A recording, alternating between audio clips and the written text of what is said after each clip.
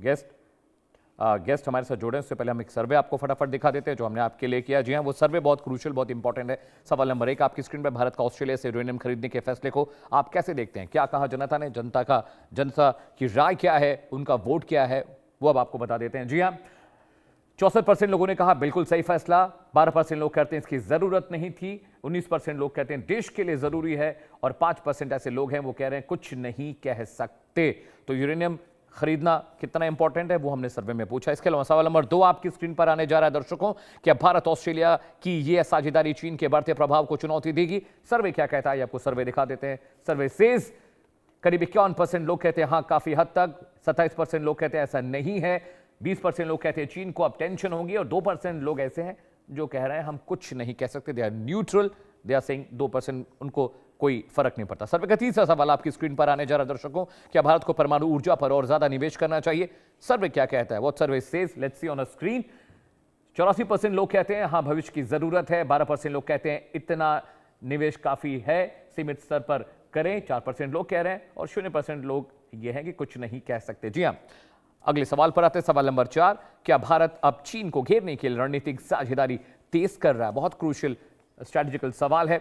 इसके बारे में सर्वे क्या कहता है आपको दिखाते हैं। करीब 39% लोग कहते हैं हां भारत के लिए अहम है, 15% लोग कहते हैं नहीं सामान्य सहयोग है, 44% लोग कहते हैं चीन को घेरना जरूरी है, और 2% लोग कहते हैं कुछ नहीं कह सकते। चलिए अब पैनल का रुख करते हैं। स्वागत करता हूं मैं, मेरे साथ बड़ा पैनल जुड़ रहा है। जी हाँ, स्वागत करिए एम्बेसडर दीपक वोरा साहब का। सर बहुत बहुत स्वागत है, बहुत शुक्रिया वक्त निकाला आपने। ग्रुप कैप्टन तापेश चौधरी मेरे साथ जुड़ रहे हैं, इज अ डिफेंस एक्सपर्ट, आपका भी बहुत बहुत स्वागत है। मल्लिका पांडे मेरे साथ है, फॉरेन अफेयर्स एक्सपर्ट है। मल्लिका जी बहुत बहुत स्वागत है आपका कार्यक्रम में। Doctor Abhijit, is a geopolitical expert, आपका भी बहुत बहुत स्वागत है। एम्बेसडर दीपक वोरा साहब, सबसे पहले मैं आपके पास आ रहा हूं, ये डील कितनी क्रूशियल इंडिया के लिए है और कितना फायदा ये पहुंचाएगी आने वाले सालों में हमें?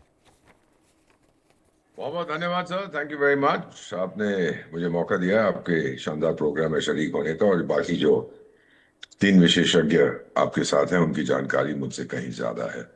ये अलग बात है कि मैं डिपार्टमेंट ऑफ एटॉमिक एनर्जी में काम कर चुका हूँ, तो मैं कुछ हद तक, बहुत थोड़ा सा, एक चपरासी की नौकरी करता था, कुछ हद तक मैं समझ पाया हूँ कि आप बात कर रहे हैं कि भारत ऑस्ट्रेलिया की जो डील हुई है यूरेनियम में, सर आपको ये पता है कि पिछले साल हमारा fast breeder thorium reactor stage 2 को सक्सेसफुली कंप्लीट कर चुका है।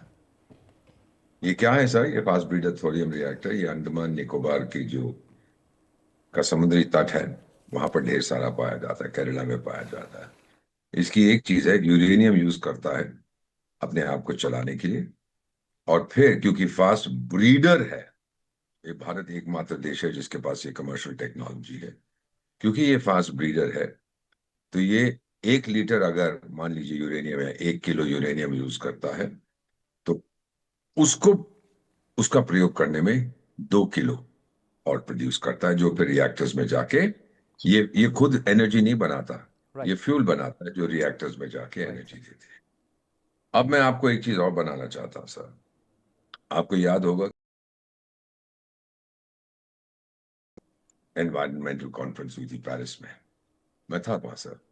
हमने वादा किया था कि 2030 तक 50% जो हमारी इंस्टॉल्ड कैपेसिटी है वो न्यू एंड रिन्यूएबल सोर्सेज की होगी, और हमने 2025 में 5 इयर्स अहेड ऑफ शेड्यूल उसको हासिल कर लिया था। अब फाइनली मैं इतना ही कहूंगा सर कि जब हम बात करते हैं नॉन फॉसिल फ्यूल्स की, 24-25 अप्रैल, आप चाहें तो उसको चटपटी चटपटी नहीं, क्या बोलते हैं उसको, चैट जीपीटी, हाँ वही, सॉरी भूल जाता ना, बुढ़ा हो गया। अब मेरी उम्र 75 साल की है, 53 साल कूटनीति में हो गए।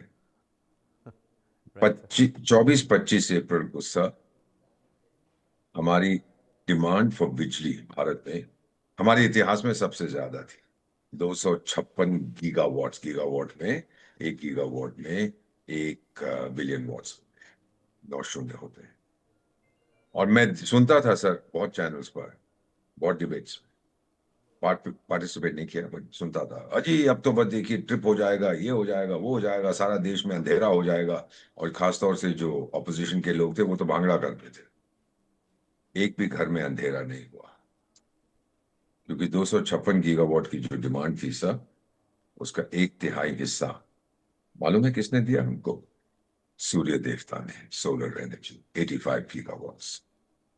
सो अब मैं आपको ये बता देता हूं स्पष्ट रूप से, thorium fast breeder reactors, we are the best as far as the technology is concern. Solar energy हम बहुत आगे दौड़ रहे हैं। हाँ, दूसरे देश हैं, बहुत अच्छा है, मुबारक हो आप, भगवान ने अपने हाथों से आपको चुना है, थैंक यू। लेकिन हम लोग अब जिस दिशा में जा रहे हैं, और ये जो यूरेनियम का डील किया है सर, क्योंकि हमारे पास यूरेनियम की कमी है, वी विल यूज दिस, हम आगे बढ़ते जाएंगे, फॉसिल फ्यूल्स को हम एलिमिनेट करें, और हमारा जो इंटेंशन था इसको एलिमिनेट करने का, आपको तो मालूम है कि वो क्या नाम है उसका, हॉर्मुज फॉर्मुज, कोई ईरान शिरान देश है जो वहां पे तंग कर रहा है। तो मेरा मानना है कि we are now heading towards a revolution in energy, new and renewable. और ये याद रखिए सर, हम तेल का प्रयोग नहीं करते भारत में ऊर्जा पैदा करने के लिए, हम यूज करते हैं कोयले को, और हम यूज करते हैं पानी को, हाइड्रो इलेक्ट्रिक, और फिर nuclear energy, solar energy, wind energy etcetera. I just rest my case by saying कि हम सही दिशा में चल रहे हैं।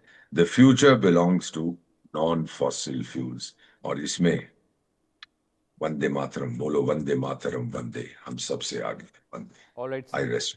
Point taken sir, please stay with me. Mallika Pandey मेरे साथ हैं, she is a foreign affairs expert.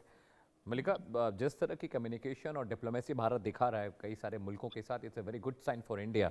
और दीपक वोरा साहब बैठे हुए हैं, इज़ अ ग्रेट डिप्लोमेट, और मैं तो इनको बहुत सालों से फॉलो कर रहा हूँ, it's been almost 15 years I am following him.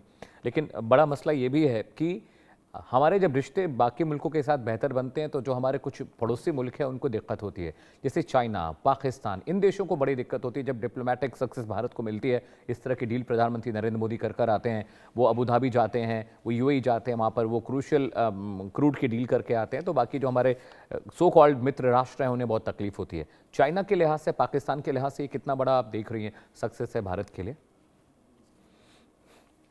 नमस्कार अमित जी। देखिए, चाइना और पाकिस्तान दोनों ही रैटल हो जाते हैं, इनकी दिन की रात की चैन उड़ जाते हैं, नींदें उड़ जाती हैं कहीं ना कहीं, और इनको मुश्किल हो जाती है।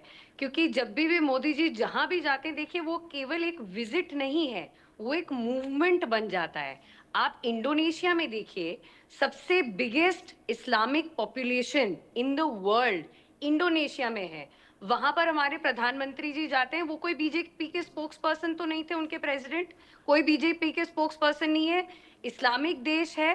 वो वहां पर जाके क्या बोलते हैं, वो वहां पर जाके जो उनके प्रेसिडेंट है वो बोलते हैं कि भाई मेरे पास तो इंडियन डीएनए है, मैं प्रधानमंत्री जी मोदी जी का फॉलो करना चाहता हूँ ट्रेजेक्ट्री।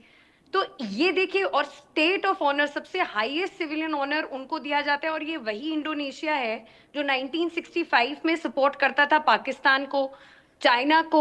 उसके साथ इसके ज्यादा अच्छे